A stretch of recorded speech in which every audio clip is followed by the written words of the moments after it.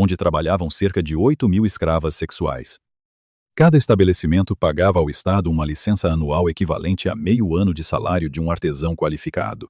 Além disso, cada transação sexual era taxada em 10%, cobrada diretamente dos clientes através de fichas compradas a funcionários do Estado. O dinheiro, no entanto, era apenas o começo.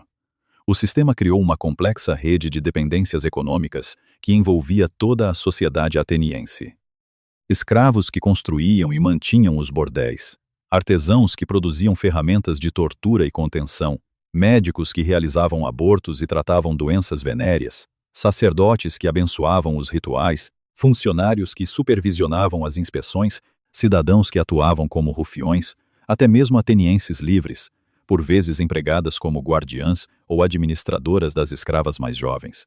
A localização dos bordéis não era aleatória.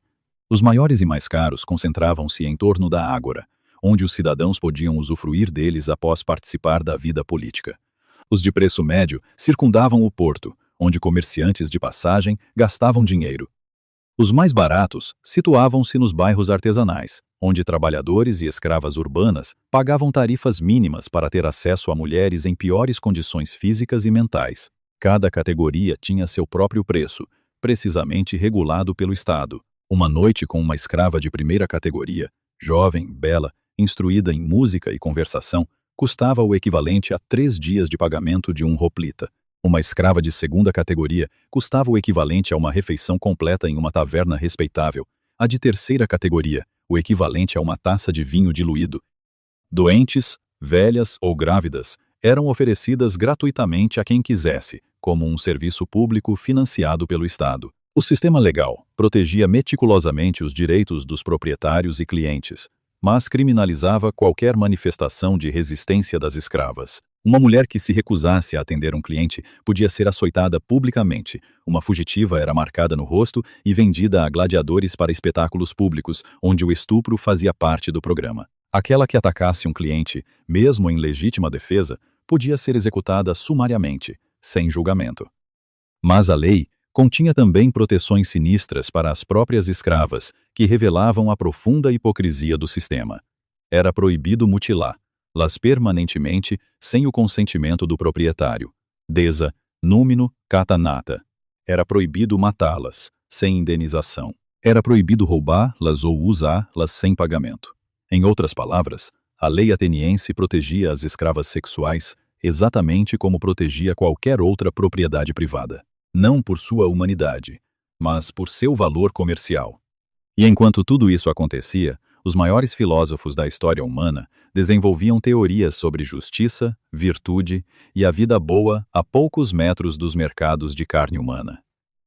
Sócrates, que ensinava que a sabedoria consistia em reconhecer a própria ignorância, jamais questionou publicamente um sistema que transformava metade da população em objetos de uso. Platão, que imaginava uma república ideal governada por reis filósofos, projetou sua utopia com a escravidão como instituição necessária para libertar os cidadãos do trabalho físico. Aristóteles, que definia o homem como um animal político, explicava que alguns homens, especialmente mulheres e bárbaros, eram escravos por natureza e usá-los sexualmente era tão natural quanto usar ferramentas para construir. A contradição não era acidental, era estrutural. A democracia ateniense, com seu ideal de cidadãos livres participando igualitariamente dos assuntos públicos, só era possível porque a maior parte do trabalho produtivo, incluindo a satisfação das necessidades sexuais dos cidadãos, era delegada a escravos sem direitos, sem voz e sem existência legal. A liberdade de uns se construía literalmente sobre a completa falta de liberdade de outros. E dentre todos os escravos, as mais indefesas, as mais desprotegidas e as mais invisíveis eram as mulheres destinadas ao comércio sexual. Não eram mais crianças quando morriam, mas nunca chegavam a ser mulheres. A maioria não passava dos 25 anos.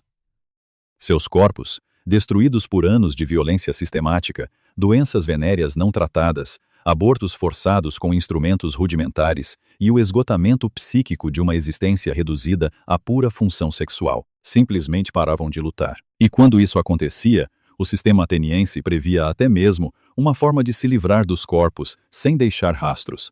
Não havia cemitérios para escravas sexuais, Não havia rituais funerários, não havia luto familiar ou social. Quando morria, era dever do proprietário se livrar do corpo da forma mais barata possível. A maioria acabava no Baratron, um poço profundo nos arredores de Atenas, para onde eram jogados os corpos de criminosos executados, escravos mortos e animais sacrificados. A terra tornou-se anônima, com os vestígios de milhares de mulheres, misturados a carniça e detritos. Outras, mesmo após a morte, eram vendidas às escolas de medicina ateniense, onde os estudantes praticavam dissecções em corpos femininos. Os médicos gregos acreditavam que o corpo de uma mulher intensamente utilizada fornecia um conhecimento anatômico superior ao de uma virgem ou de uma matrona respeitada. Assim, mesmo mortos, seus corpos permaneciam úteis ao progresso intelectual da civilização que os havia destruído. O mais aterrador, porém, era o destino daqueles que tentavam sobreviver para além da idade de utilidade, com a chegada da velhice. Perdendo seu valor comercial, eram relegadas aos níveis mais baixos do sistema, para bordéis clandestinos nas catacumbas de Querameicos, onde qualquer homem podia possuí-las por uma moeda ou até mesmo por comida. As condições eram tão brutais que a morte, muitas vezes, era um alívio. Fragmentários relatos de moralistas cristãos posteriores descrevem cenas que transcendem a compreensão humana. Mulheres de 40 anos, desdentadas e doentes, estupradas em grupo por adolescentes, como rituais de iniciação sexual. Escravas cegas, surdas ou mutiladas, exploradas por homens que pagavam taxas reduzidas por mercadoria de segunda mão.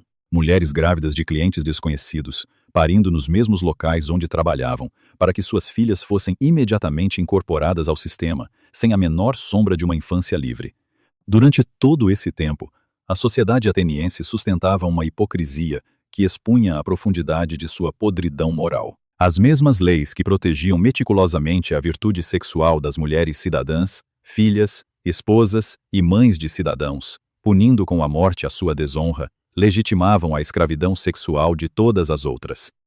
Um ateniense que estuprasse a esposa de outro cidadão poderia ser morto imediatamente pelo marido ofendido. Esse mesmo ateniense poderia, na mesma noite, estuprar 100 escravas e ser considerado um participante normal da vida social de sua polis. A divisão não era apenas legal, era moral e religiosa.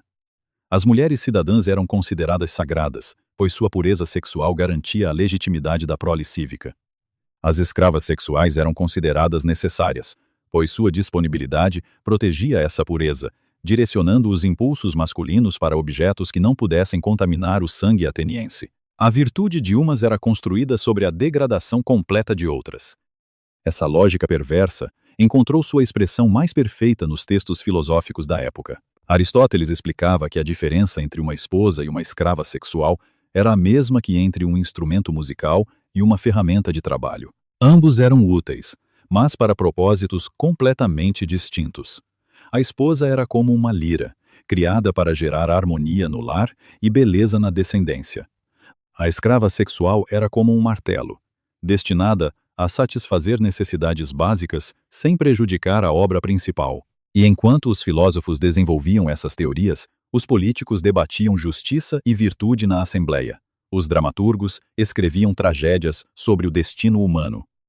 A cada dia, em cada bordel de Atenas, mulheres sem nome morriam um pouco mais, até que a morte física as libertasse de uma existência que nunca foi vida, mas apenas funcionamento.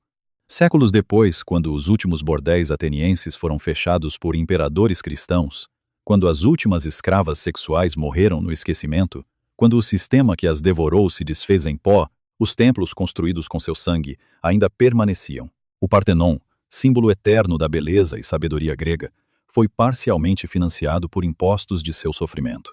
O Teatro de Dionísio, palco das mais sublimes tragédias da literatura mundial, foi o palco dos mais sistemáticos estupros rituais da história.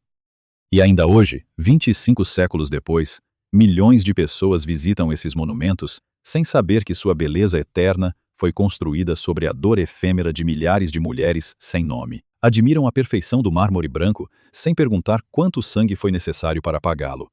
Louvam a sabedoria dos filósofos gregos sem questionar como puderam teorizar sobre a dignidade humana enquanto toleravam a desumanização sistemática de metade da população, pois essa é a verdade que os livros de história preferem silenciar. Não existe beleza inocente quando ela é construída sobre o sofrimento.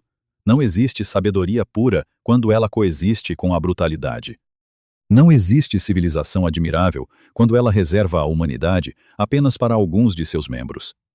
A Atenas clássica nos legou a democracia, a filosofia, o teatro e a arquitetura que definem nossa cultura ocidental. Mas também nos legou a prova mais eloquente de que as maiores conquistas podem coexistir com os piores crimes, e que a capacidade humana para a beleza está intrinsecamente ligada à capacidade humana para a crueldade. Esta não é a história de uma princesa que perdeu seu reino ou de uma rainha que enlouqueceu de amor.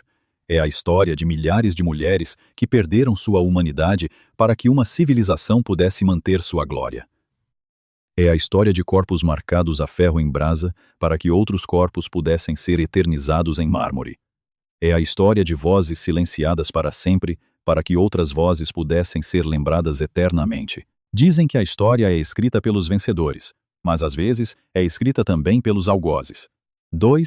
Por mais de 2000 anos, a história de Atenas foi escrita por aqueles que exaltaram sua grandeza, silenciando sua brutalidade, admiraram sua sabedoria, esquecendo sua crueldade, veneraram seu legado, apagando suas vítimas.